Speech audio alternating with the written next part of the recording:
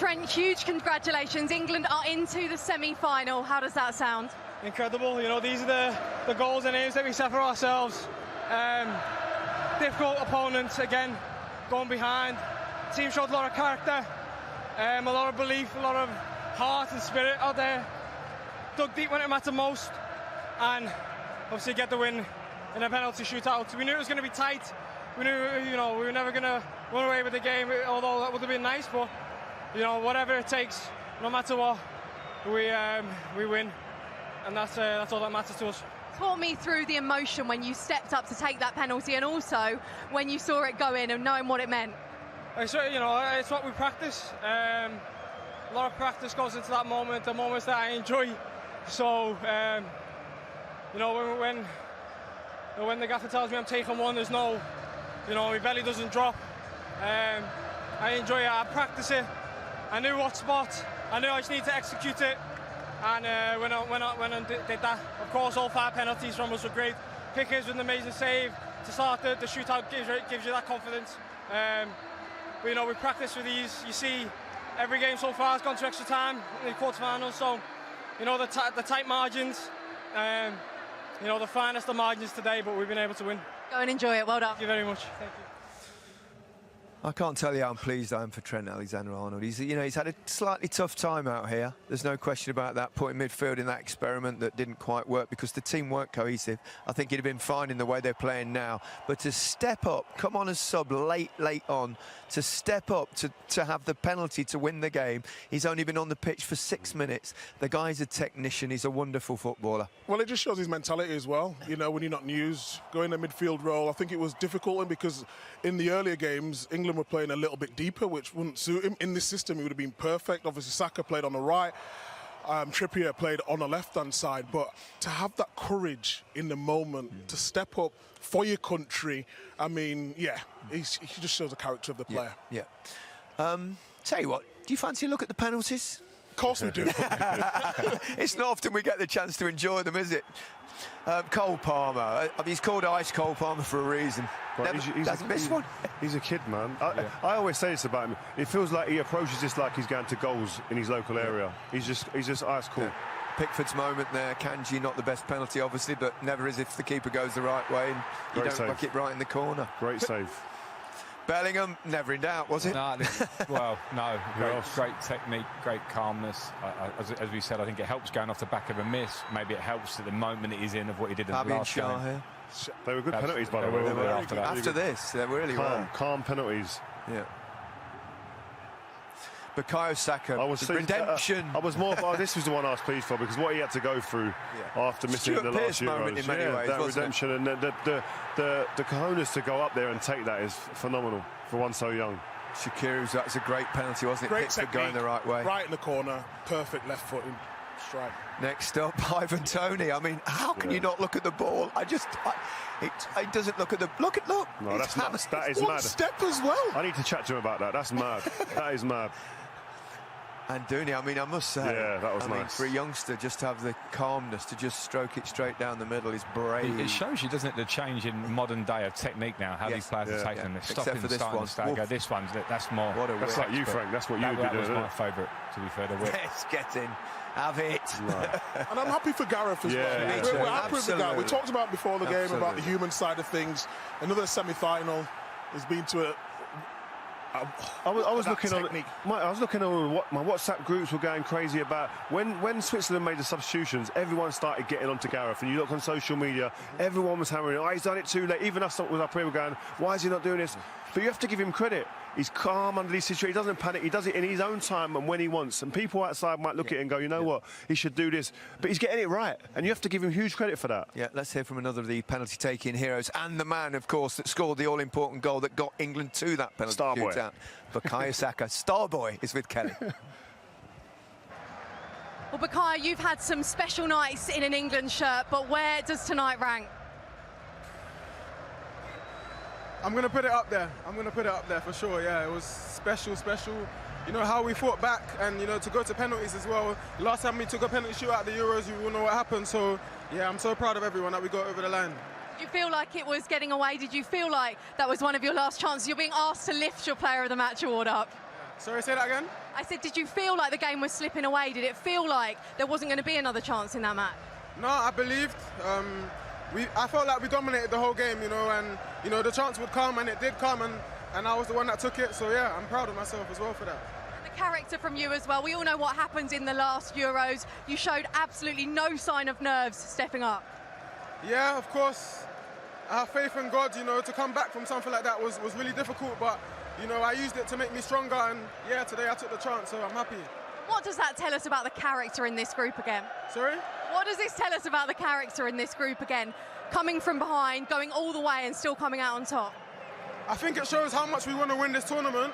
You know, the last 2 games, you know, we've been 1-0 down in the late stages and we've came back. So, yeah, hopefully next game we can probably win in the 90 minutes, but if this is what it takes, then we'll do anything. Another semi-final, that sounds good, doesn't it? Yeah, it sounds great, I can't wait. Well done tonight, go and enjoy it. Thank you, cheers. Give me the big screen. Big screen. What a wonderful young man. I mean, he's so likeable and so brilliant. Yeah, I mean, everything about him just comes off as being so positive, and you can't help but love him. And I think not only for his football, but his personality and his character that he's shown to come back after. When that penalty shootout came out, there's no doubt he was going to go and step up there, given what he's been through. But I would go as far to say he's arguably the most important England player because he's so different to everybody else. Yeah. He's the one who will run at people, beat you 1v1 and go behind. Yeah, and even today, he played a wing-back position today. Yeah. It was like, he's a winger. Yeah. If you didn't know, he's just a winger. Such a he's such a versatile direct And a player. moment, So talented. I think it was 116th minute or something, wasn't it, in the game when he ran back when they Left back. counter-attacked and he Yeah. ended up in a left-back position, Yeah. running back. Blocked the cross. Yeah. Let's have a look at his goal, because that, Micah, we got excited. We did, of course, and so we should. But I just like the way he holds his width. We talked about wing-backs for England today. They need to be high and wide, and we've seen this so much for Arsenal this season. And once he struck it there, you just know where he's going to go. It's very difficult for the goalkeeper, Sommer, because his body's in front of him. But has he got the curl? Has he got the purchase? And can he finish it off?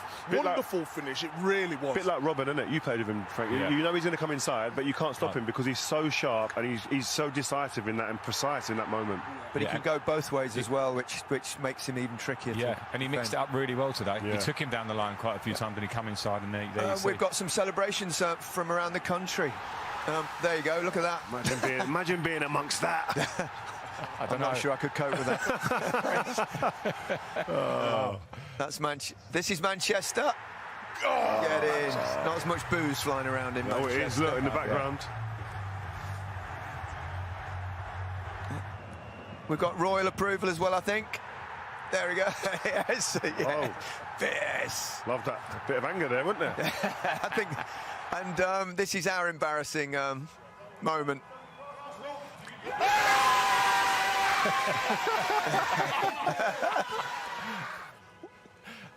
Where's the sound? Where's the sound there on you guys? I think, to be honest, I think I dropped the F-bomb, so...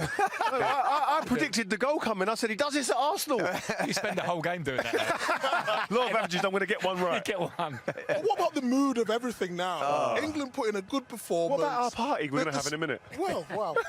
The world's a better place at the moment. The world's a better place. It's amazing how a game of football can lift your mood. It just lifts your spirits, doesn't it? When it happens for you like that. We're fans as well. We have emotions. We want England to do well. You know, we don't want to talk negatively about them. We want to talk positive about them. How they played today was brilliant. Like we said, still room for improvement.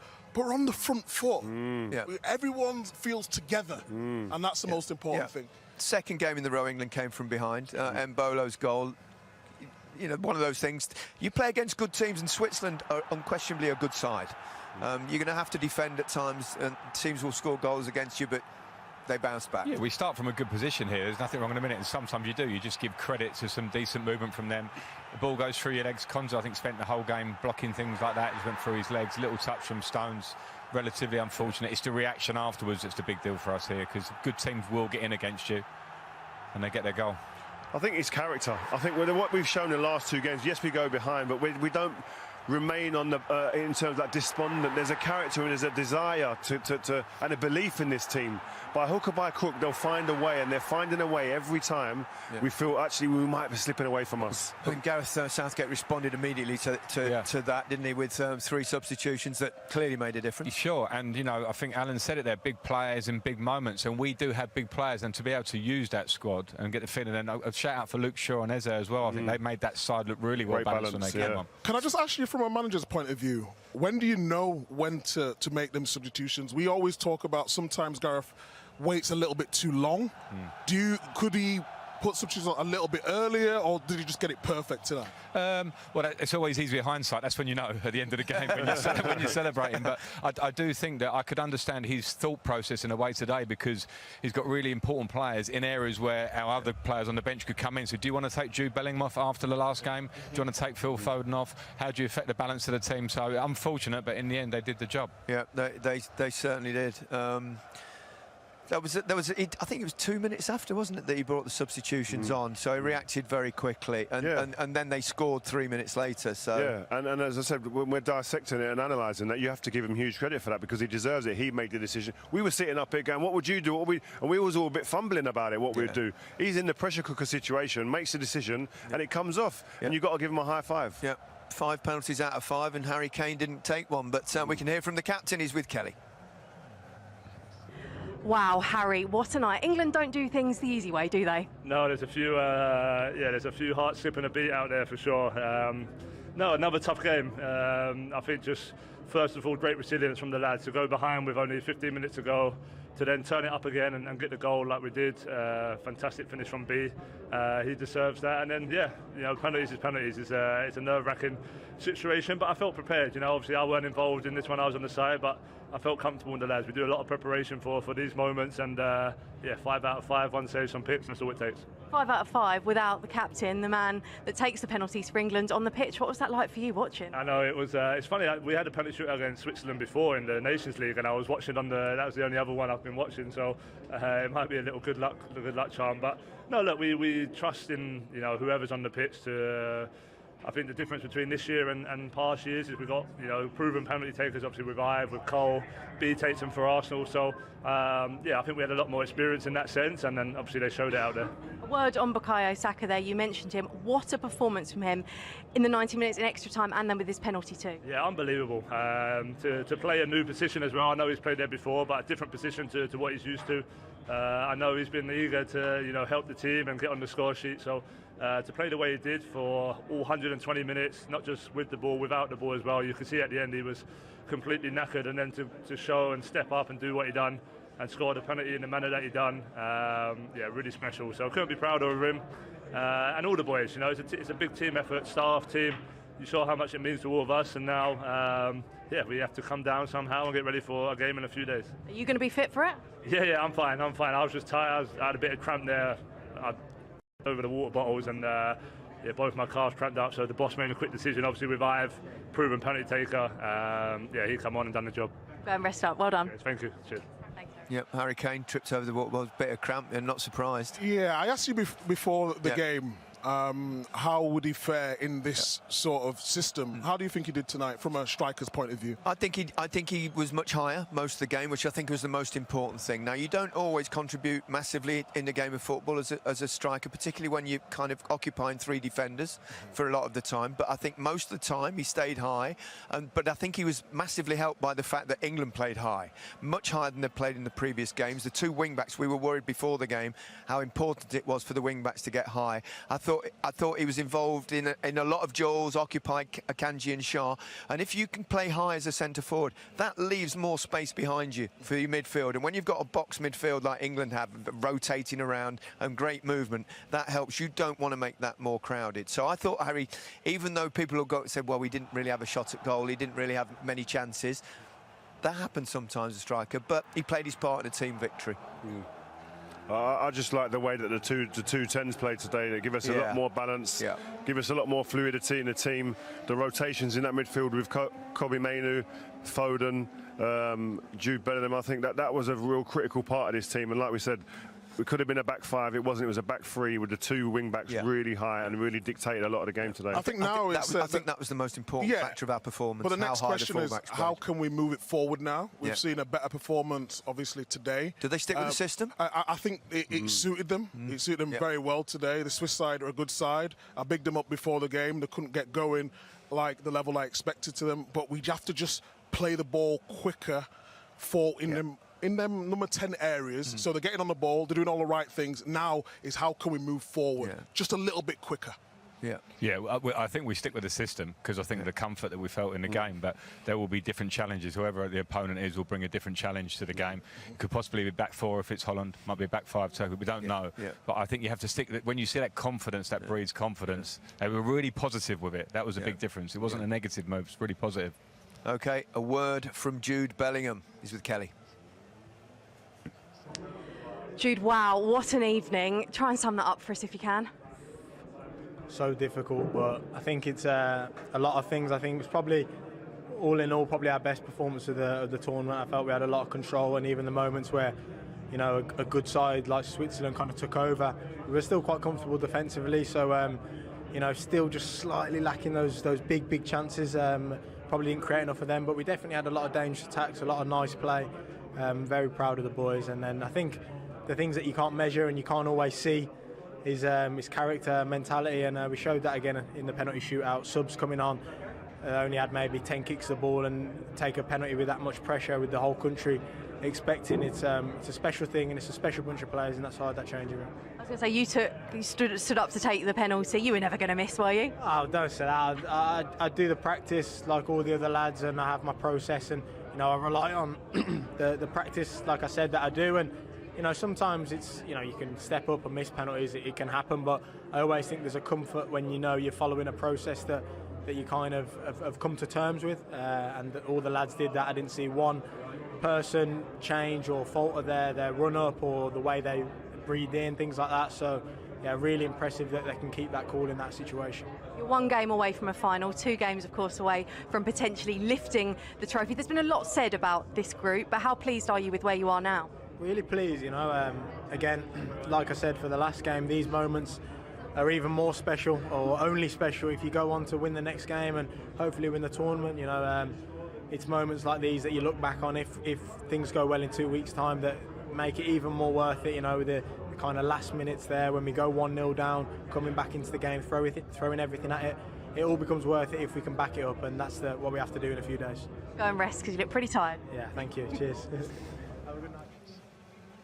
A little reminder, he's only 21. Here we go, route to the final. England are in the semi-finals. They will, of course, play either Netherlands or Turkey, who are, well, playing now, probably.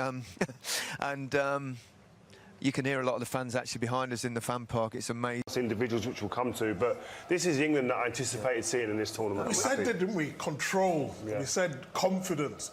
I highlighted before the game what Switzerland could do, and England have just not allowed them to do the rotations, dropping into positions, playing the right passes. They've had no shots on target, Switzerland. So England are doing a really good job. Micah, Foden in the 10. We've all been asking for it. That is a difference. We've been crying That's out one of the for biggest it. difference. We've been crying out for it. Frank, you're a midfielder. I mean, talk to us about Foden. It's delightful to see him in a position where he can have an impact on the game. Well, I think the change in system has been a big deal. The balance it has given us as a team, and it's allowed Phil, he said it before the game, he feels more comfortable with the idea of starting central, but he hasn't just stayed in one position, he's moving around the pitch. He gives you a feeling of control, because when he has the ball at his feet, you always know that he can handle it, he can move it, and he can always find that pass. Look at the way he just receives and turns there straight away. That's top-level players that do that in tight areas. And he feels the freedom that he can drop down and give us another number deeper in the pitch, and his quality is different. I mean, Mainoo's been fantastic in the first half as well, but I think those two, in terms of coming back and just being in control, understanding that I'm in control, I've had a great season, now I'm allowed to, I'm not trying to hug the line and come off the line, central. And then now, that's when Saka knows he can make a run because he knows the quality of the player. And we spoke before the game about can we break defensive lines. It's even harder against the back five to do that. But when he's central, he's a man that can do it. He gets on the half turn. Every time he gets he receives the ball, he's turned with his head up. So people are going to run, like you say. We haven't seen Saka run behind in the whole tournament. Why? Because people aren't getting the ball in that position who he thinks can get him the ball. He's one of the best number 10s, if not the best number 10 in world football, in playing in that way. So, you know, and he just felt like he was locked up on that. But what it allows him to do, though, so when he was playing on the left and he was trying to go central, it was too congested in there. And sometimes he was receiving the ball too deep on the left. When he's playing central, even if he can't get between the lines, he can still drop deep and dictate play from a deeper role. That's why it's imperative he plays in the number 10 position. It also massively helps that the whole team has played higher up the pitch. Harry Kane has stayed high, as we talked about, mostly in that game in the first half. Really important, even if he's not involved in the game that much, it helps everybody behind him because it creates the space for them, doesn't it, as well? Yeah. And the press for England has been really important as well. It's the first time, I think, probably since the first 20 minutes or 30 minutes of the first game. Yeah, well, we asked if this team can press and if it's designed that they can press, but we see here, yes, they can. This is the first one. They get it wrong, but they quickly learn. But they get it wrong and they get given a little taste of what could come if they don't get this right. Yes, you see the overload then is 4 against 3 because they didn't go in on that first ball and close him down and they allowed him to turn. This is when problems come. They got a goal very similar to this in the game before by a third man running from deep. Here again they go. The trigger, yes, a speculative ball, but Declan's high enough to be able to anticipate and then jump from a good position. And then you get opportunities like this. Kane lays it back to Maino, great strike, gets blocked. But these moments only come when you're set up as a team to be able to strike and pounce. And they do that really well. Again, really high, pressurising the goalkeeper, forcing keepers to make different decisions. Again, speculative ball, hard to deal with. The first one, they didn't go in. Yes, they go in. Stones goes in. Mainu then gets it. Look at this kid when he's under a bit of pressure. Doesn't come out to nothing, but he's drawing people to him. And we get in these positions to attack based on the press. And this is what you want to see. We see these players do this week in, week out with their clubs. Now we're seeing it for a half of football in England. Look at the numbers there. If you win that there, you get chances at goal. And that's what it's about. Yeah, this is what all the best teams do. They counter-press because they've got so many numbers up the pitch of control. It's something we've lacked through the tournament so far, but now you're seeing it. When you have the numbers and then you have the intention, there is an element of risk, like we saw the first clip that they played through, but you have to risk that slightly. You have to be brave and understand they can play back through you. I mean, people at home might be saying, well, we haven't created that many chances or anything, but it's significantly better. No shots on target, but 2 or 3 block shots, and you wear teams down this way, don't you? And you higher up. Exactly. That's the thing, higher up, play the key passes. And there have been a lot more forward passes as well. I think Pickford, you did analysis before the game, kicking it long. I think actually, apart from the first minute in the game, he was actually playing delicate passes into the midfield. It's great that they got the TV in the change room and they watch the analysis. It's brilliant. I love it. I love that. It's nice to be able to be positive, and I think we should definitely be positive about Konsa. Ezri Konsa, I mean, he stepped in, a lot of pressure. He's stepped in for Gay, and Gay has been a big miss, and you know, one of the biggest games of his career. If not, it's can you control your nerves? Can you do the basics very well? And he's done all of these things. I mean, especially when for Aston Villa this season he had to play at right back a lot of the season. I think his body shape here wasn't great, and then he gets it right. A wonderful header away, he sees a danger, and then can you get tight? Can you get tight against Mbolo, who's obviously a strong boy? He waits for the help from Declan Rice, and then his positioning has been great, and then this is why they've had no shots on target, because he's putting his body on the line, and I just think his overall game has been fantastic, just capped off by that right position, seeing the ball out, and he's been excellent. He really has. All of those clips are wonderful.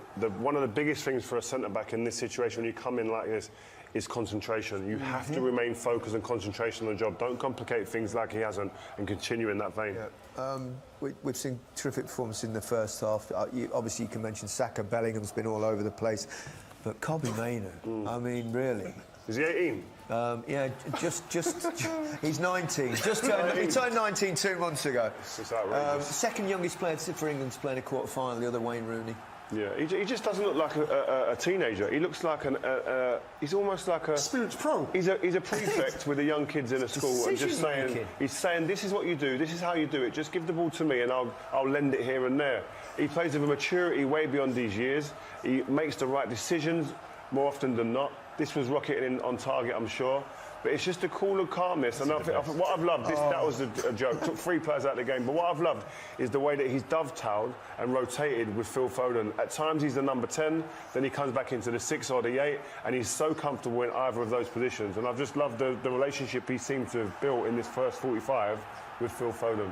I think we spoke before the game, and obviously he gets his chances of a great tackle here, otherwise he's scoring there probably, but we spoke before the game about England looking a little bit rigid, a little bit positional, and that's the main thing for me. The system gives them better balance, but within that, good players, even at just turned 19, know to work off other good players. Yeah. And now you're seeing him and Phil Foden, particularly in that half, where they go, OK, well, Phil, you're dropping deep, OK, I'll go and stand behind the midfield. Yeah.